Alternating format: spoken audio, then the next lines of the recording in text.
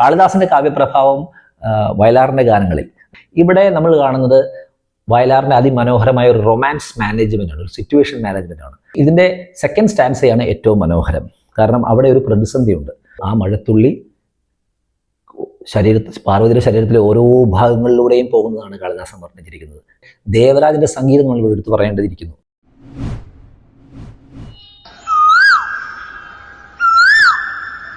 മഹാകവി കാളിദാസൻ ഭാരതീയ കാവ്യലോകത്ത് പിതൃതുല്യമായ സ്ഥാനമാണ് കാളിദാസനുള്ളത്. അദ്ദേഹത്തിൻ്റെ കാവ്യപ്രഭാവം മലയാള സിനിമാ ഗാനങ്ങളിലും ഉണ്ടായിട്ടുണ്ട്. അതാണ് ഇന്ന് കൂവലിൽ നമ്മൾ നോക്കാൻ പോകുന്നത്. ഞാൻ കാളിദാസൻ്റെ കാവ്യപ്രഭാവം മലയാള സിനിമാ ഗാനങ്ങളിൽ എന്ന് പറഞ്ഞു അന്വേഷിച്ചപ്പോൾ ഞാൻ പ്രതീക്ഷിച്ചത് ONVയുടെ ഗാനങ്ങളായിരിക്കും ഉണ്ടാവുക എന്നുള്ളതാണ്. പക്ഷേ കാരണം ONV ഉജ്ജയിനി എന്നുള്ള കാളിദാസനെ മുൻനിർത്തിയുള്ളൊരു കാവ്യം എഴുതിയിട്ടുള്ള ആൾ കൂടിയാണ്. പക്ഷേ എൻ്റെ അത്ഭുതം എന്നോണം ദ വൺ ആൻഡ് ഓൺലി വയലാറിൻ്റെ പാട്ടുകളിലാണ് കാളിദാസൻ്റെ കാവ്യപ്രഭാവം ഏറ്റവും മനോഹരമായിട്ട് മലയാള സിനിമാ ഗാനങ്ങളിൽ നിഴലിക്കുന്നത്. അത് 3 തലങ്ങളിലായിട്ടാണ് ഞാൻ നോക്കുമ്പോൾ കാണുന്നത്. ഒന്ന്, കാളിദാസൻ്റെ റൊമാൻറ്റിക് സങ്കല്പങ്ങൾ, അത് നിഴലിക്കുന്നത്. 2, കാളിദാസൻ്റെ എറോട്ടിക് ആയിട്ടുള്ള കാമാർദ്രമായ ചില ഭാവം, ചില വരികൾ.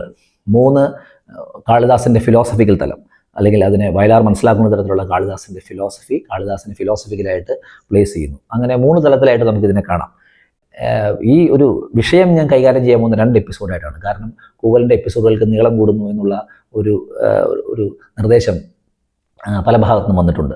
അതുകൊണ്ട് 2 ഭാഗം, വയലാർ കാളിദാസൻ്റെ റൊമാൻറ്റിക് സങ്കല്പങ്ങളും കാളിദാസൻ്റെ എറോട്ടിക് ആയിട്ടുള്ള സങ്കല്പങ്ങളും, അതാണ് ഈ എപ്പിസോഡിൽ നമ്മൾ ചർച്ച ചെയ്യാൻ പോകുന്നത്. അപ്പോൾ ഞാൻ പറയാതെ തന്നെ എല്ലാവർക്കും അറിയാം, കാളിദാസൻ്റെ അഭിജ്ഞാന ശാകുന്തളം, അതിന് മുൻനിർത്തി ശകുന്തള എന്ന സിനിമ മലയാളത്തിൽ വന്നിട്ടുണ്ട്. അതിൽ സ്വാഭാവികമായും കാളിദാസ സങ്കല്പങ്ങളാണ്, വയലാറാണ് വരികൾ എഴുതിയിരിക്കുന്നത്, പാട്ട് എഴുതിയിരിക്കുന്നത്, ദേവരാജൻ്റെ സംഗീതം. സ്വാഭാവികമായും കാളിദാസൻ്റെ അഭിജ്ഞാന ശാകുന്തളത്തിലെ സങ്കല്പങ്ങളെല്ലാം അതിൽ പല പാട്ടുകളിലായി വന്നിട്ടുണ്ട്. അതിലെ ഗംഭീരമായ പാട്ടുകൾ പറയുകയാണെങ്കിൽ സ്വർണ്ണത്താമര ഇതളിലുറങ്ങും, കണ്ണു തപോവന കന്യകയെന്നും, ശകുന്തളയെ കാണുമ്പോൾ ദുഷ്യനും പാടുന്ന പാട്ട്. താമരയിതളിലുറങ്ങും കണ്വതപോവന കന്യകേ, ആരുടെ അനുരാഗമല്ലിക നീ, ആരുടെ സ്വയംവര കന്യക നീ. പിന്നീട് ശകുന്തള, പ്രേമപരവശയായ ശകുന്തള പാടുന്നു, പ്രിയതമ പ്രണയലേഖനം ഞാൻ എങ്ങനെ എഴുതണം എന്ന് ചോദിക്കുന്നു, മുനുകുമാരികയല്ലോ എന്ന് ചോദിക്കുന്ന ആ സങ്കല്പം.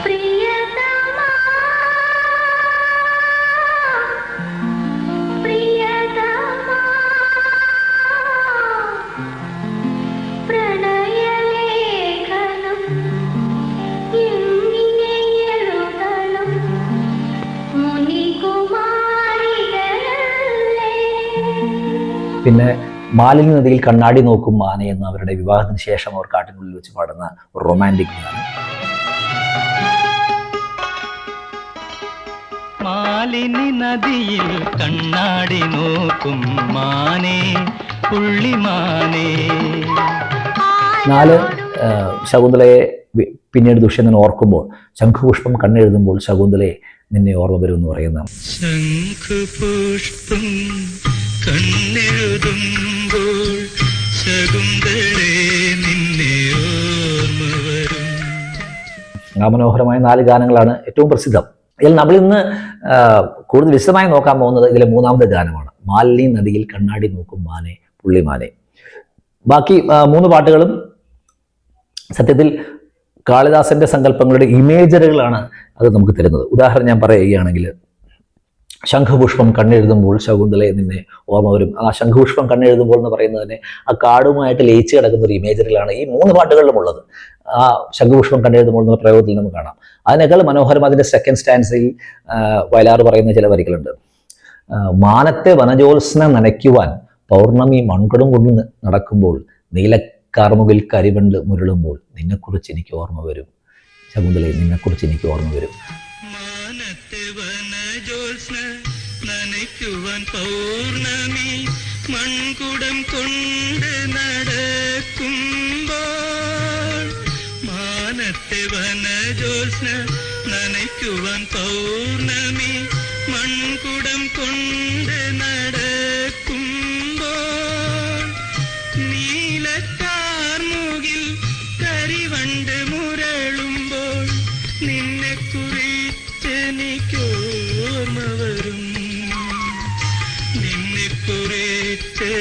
എനിക്കോർമ്മ വരും ശകുന്തളേ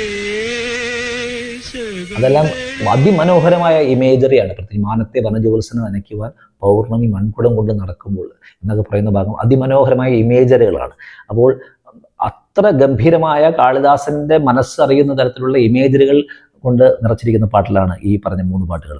പക്ഷെ നമ്മളിവിടെ ചർച്ച ചെയ്യുന്നത് മറ്റൊരു പാട്ടാണ്, മാലിന്യ നദിയിൽ കണ്ണാടി മാനെ പുള്ളിമാനെ. എൻ്റെ പല്ലവി കേൾക്കുക. മാലിനി നദിയിൽ കണ്ണാടി നോക്കും മാനേ പുള്ളിമാനേ, ആരോടും പോയി പറയരുതീ കഥ മാനേ പുള്ളിമാനേ. ഞാൻ ഈ പാട്ട് തിരഞ്ഞെടുക്കാൻ കാരണം ബാക്കി 3 പാട്ടുകളും ഇമേജറിൽ കൊണ്ട് സമ്പുഷ്ടമാണെങ്കിലും ഇവിടെ നമ്മൾ കാണുന്നത് വയലാറിൻ്റെ അതിമനോഹരമായ ഒരു റൊമാൻസ് മാനേജ്മെൻ്റ് ആണ്, ഒരു സിറ്റുവേഷൻ മാനേജ്മെൻ്റ് ആണ്. ഇവിടെ പ്രശ്നം എന്താണെന്ന് ഞാൻ പറയാം. ഈ പാട്ടിൻ്റെ ഒരു സിറ്റുവേഷൻ, അതായത് കാട്ടിനുള്ളിൽ വെച്ച് ദുഷ്യന്തനും ശകുന്തളയും വിവാഹം കഴിഞ്ഞിരിക്കുന്നു. ശകുന്തളയ്ക്ക് 3 തോഴിമാരാണുള്ളത്. ഒന്ന് അനസൂയ, ഒന്ന് പ്രിയംവദ, പിന്നെ തോഴിയെന്ന് വിളിക്കാൻ പാടില്ലെങ്കിലും പുള്ളിമാൻ. ഇവർ 3മാണ് ശകുന്തളയുടെ കൂടെ ഉള്ളത്. ശകുന്തളയ്ക്ക് വിവാഹം നടന്ന കാര്യവും ദുഷ്യന്തനുമായിട്ടുള്ള പ്രണയത്തിൻ്റെ കാര്യമൊക്കെ അറിയുന്ന ഈ 3 പേര് മാത്രമേ ഉള്ളൂ. അതിൽ അനസൂയയും പ്രിയംവദയും മനുഷ്യരാണ്, അതുകൊണ്ട് ആരോടും പോയി പറയില്ല എന്ന് അവരോട് പറഞ്ഞാൽ മനസ്സിലാവും. മാനിൻ്റെ കാര്യം അങ്ങനെയല്ല. മാൻ അബദ്ധം ചെയ്താലോ? അതുകൊണ്ടാണ് മാലിന്യ നദിയിൽ കണ്ണാടി നോക്കും മാനെ പുള്ളിമാനെ, ആരോടും പോയി ഈ കഥയൊന്നും പറയരുത് എന്ന് പറഞ്ഞ് ആ പാട്ട് തുടങ്ങുന്നത്. അത് ദുഷ്യന്തനും ശകുന്തളയും 2 പേരും അത് പറയുന്നുണ്ട്. ഇനി ഇതിൻ്റെ സെക്കൻഡ് സ്റ്റാൻസയാണ് ഏറ്റവും മനോഹരം. കാരണം അവിടെ ഒരു പ്രതിസന്ധിയുണ്ട്. കാരണം ശകുന്തള പറയുകയാണ്, നിൻ മലർമിഴികളിൽ അഞ്ജനം എഴുതിയ നിന്റെ ശകുന്തള ഞാൻ.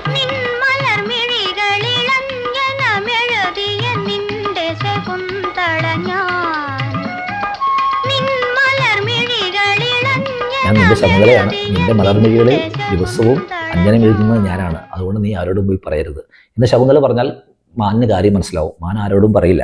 ദുഷ്യന്തന് അവിടെ ഒരു പ്രതിസന്ധിയുണ്ട്. ദുഷ്യന്തൻ ഒരു നവാഗതനാണ്. മാനിന് ദുഷ്യന്തന് നല്ലോണം പരിചയമില്ല. അതുകൊണ്ട് എന്ത് പറയും? അപ്പോൾ ദുഷ്യന്തൻ പ്രയോഗിക്കുന്ന ഒരു ടെക്നിക്കുണ്ട്. എന്താണത്? അടുത്ത വരികളാണ്. നിൻ പ്രിയ സഖിയുടെ ചഞ്ചലമിഴിയുടെ നിത്യകാമുകനല്ലോ ഞാൻ, നിത്യകാമുകനല്ലോ. അതായത് നിന്റെ പ്രിയ സഖിയുടെ, നിനക്ക് എല്ലാ ദിവസവും അഞ്ജനം എഴുതി തരുന്ന നിന്റെ പ്രിയ സഖിയുടെ ചഞ്ചലമിഴികളുടെ നിത്യകാമുകനാണ് ഞാൻ. അതുകൊണ്ട് നീ ആരോട് സഖിയുടെ ചഞ്ചലമിഴിയുടെ നിത്യകാമുകനല്ലോ ഞാൻ, നിത്യകാമുകനല്ലോ. ആ ഒരു റൊമാൻസ് മാനേജ്മെന്റ് ആണ് ഈ പാട്ടിൻ്റെ ഏറ്റവും വലിയ സൗന്ദര്യം. അപ്പോൾ ഇത് നമുക്ക് ജീവിതത്തിലും ഉപയോഗിക്കാവുന്നതാണ്. നമുക്ക് ഒരാളെ പരിചയപ്പെടുമ്പോൾ ഒരാളുടെ പ്രീതി സമ്പാദിക്കണമെങ്കിൽ, മനസ്സിലേക്കുള്ള പ്രീതി സമ്പാദിക്കണമെങ്കിൽ ആദ്യം വയറ് നമ്മൾക്ക് സാറ്റിസ്ഫൈ ചെയ്യണം എന്ന് പറഞ്ഞ പോലെ, അതാണ് ഭക്ഷണത്തിന്റെ കാര്യത്തിൽ പറഞ്ഞ പോലെ, നമുക്കൊരാളുമായിട്ട് ഒരു ബന്ധം, നല്ല ബന്ധം സ്ഥാപിക്കണമെങ്കിൽ അയാൾക്ക് പ്രീതിയുള്ള മറ്റുള്ള ഒരാൾ വഴി നമുക്കത് ചെയ്യാവുന്നേ ഉള്ളൂ എന്നുള്ള മനോഹരമായ ഒരു മാനേജ്മെന്റാണ് നമ്മളിവിടെ കാണുന്നത്. പിന്നീട് ഈ പാട്ട് വികസിക്കുന്നു. എന്തിനു വേണ്ടിയാണ് അവർ ഇതൊക്കെ പറഞ്ഞതെന്ന് നമുക്ക് അറിയാൻ പറ്റും. കാരണം നിന്റെ ചുടികളിൽ ഉള്ള കുങ്കുമം ഞാൻ അണിയും എന്ന് ദുഷ്യന്തൻ പറയുന്നതും, നിന്റെ കരവല്ലികൾ എൻ്റെ മേനിയിലാകെ പുണരണമെന്ന് ശകുന്തള പറയുന്നതൊക്കെ ആ ബന്ധം കുറച്ച് എറോട്ടിക്കായ തലത്തിലേക്ക് നീങ്ങുകയാണ്. അതുകൊണ്ട് സ്വാഭാവികമായിട്ടും അവർ പറയുന്നത് ആരോടും പോയി പറയരുത്. അപ്പോൾ ഇതാണ് ഈ പാട്ടിൻ്റെ ഏറ്റവും വലിയ മനോഹരമായ ഭാഗം. അപ്പോൾ കാളിദാസന്റെ ആ റൊമാൻറ്റിക് സങ്കല്പങ്ങൾ വയലാർ ഉൾക്കൊണ്ട് വയലാറിലെ കാളിദാസനാണ് ഈ പാട്ടുകൾ നമുക്ക് കാണാൻ കഴിയുക. ഇനി ഒരു തലം കൂടിയുണ്ട് ഈ എപ്പിസോഡിൽ നമ്മൾ പറയാൻ പോകുന്നത്. അത് കാളിദാസന്റെ കവിതയിലെ, കാവ്യത്തിലെ എറോട്ടിക് ആയിട്ടുള്ളൊരു തലമാണ്. കാളിദാസന്റെ ഏറ്റവും എറോട്ടിക് ആയിട്ടുള്ളൊരു കാവ്യം എന്ന് പറയുന്നത് കുമാരസംഭവമാണ്. അത് ശിവപാർവതി സംഗമമാണ്. അപ്പോൾ ശിവനും പാർവതിയും തമ്മിലുള്ള ഒരു കണ്ടുമുട്ടലും അവരുടെ ബന്ധപ്പെടലും, അതിൽ നിന്ന് കുമാരൻ ജനിക്കുന്നു. അങ്ങനെയാണ് അതിൻ്റെ സങ്കല്പം. ഇതിനെക്കുറിച്ചൊരു കഥയും കൂടിയുണ്ട്. കാളിദാസൻ അത് പ്രത്യേകിച്ച് 8ാം ഭാഗത്ത്, അതിൻ്റെ 8 ഭാഗങ്ങളിൽ 8ാം ഭാഗത്ത് ശിവനും പാർവതിയും തമ്മിലുള്ള ആ ബന്ധത്തിൻ്റെ ശാരീരിക ബന്ധത്തിൻ്റെ തലത്തിൽ അത് അത്ര എറോട്ടിക്കായിട്ട്, കാമാർദ്രമായിട്ട് അത് എഴുതിയെന്നും അതിന് കാളിദാസന് ശപിക്കപ്പെട്ടുവെന്നും അതുകൊണ്ട് പൂർത്തീകരിക്കാൻ സാധിച്ചില്ല എന്നുള്ള കഥകളൊക്കെ ഇതിനെ ഭാഗമായിട്ട് പറയാറുണ്ട്. ഈ നമ്മുടെ 10ാം നൂറ്റാണ്ടിലാണെന്ന് തോന്നുന്നുള്ള ഖജുറാവു അമ്പലങ്ങളിലുള്ള ശില്പങ്ങളുണ്ട്, കൊത്തുപണികളുണ്ട്. അതിൽ നമുക്ക് കാണാവുന്നത് ഈ കാളിദാസന്റെ ഈ കുമാരസംഭവത്തെ മുൻനിർത്തിയുള്ള ആ ഈ വർണ്ണനകളുടെ ഇമേജറികൾ വെച്ചിട്ടാണ് ആ ഖജുറാവു ടെമ്പിളിലുള്ള അമ്പലത്തിലുള്ള ആ കൊത്തുപണികൾ എന്നുകൂടെ ഉള്ള തരത്തിൽ പറയുന്നുണ്ട്, വ്യാഖ്യാനങ്ങളുണ്ട്.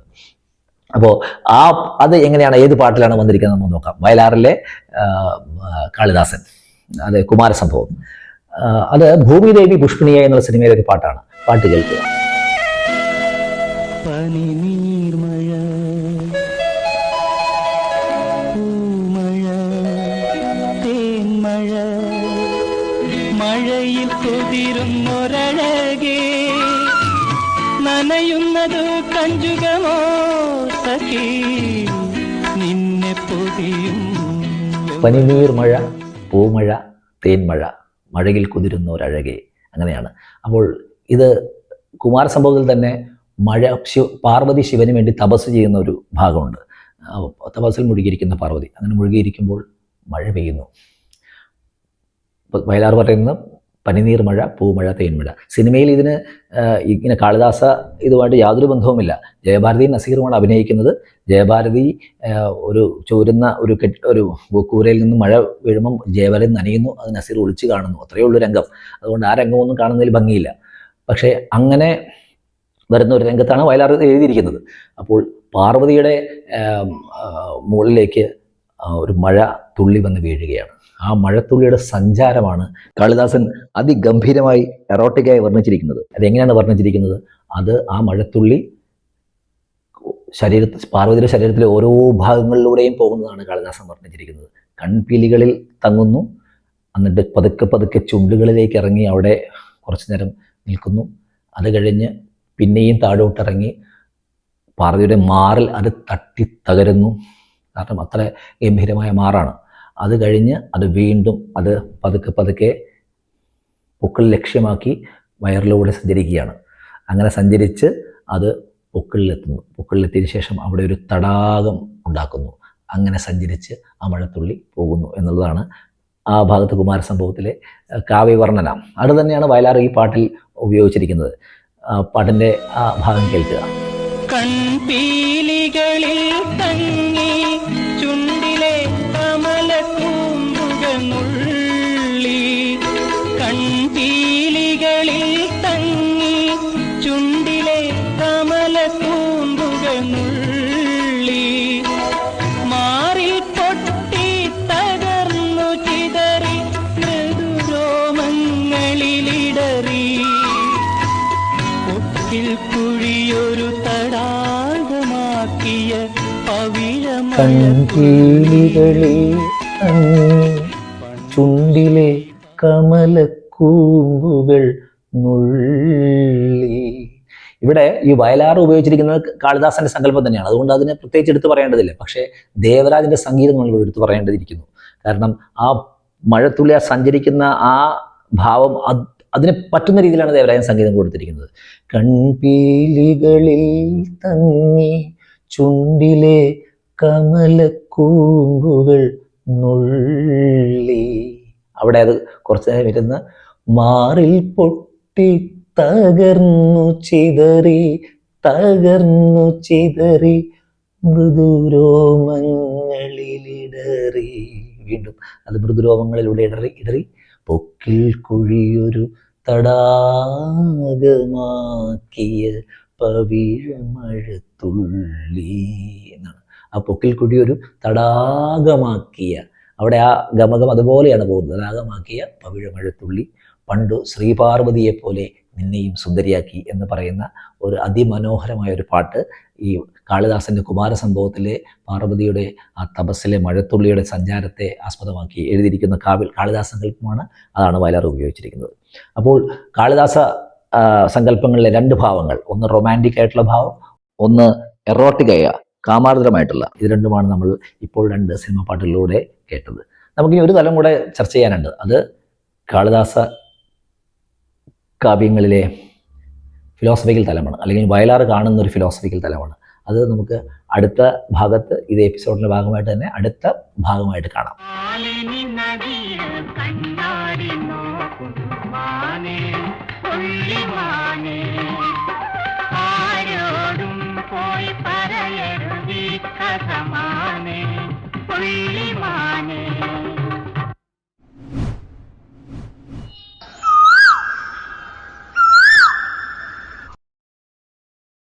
എറോട്ടിക് ആയിട്ടുള്ളൊരു തലമാണ്.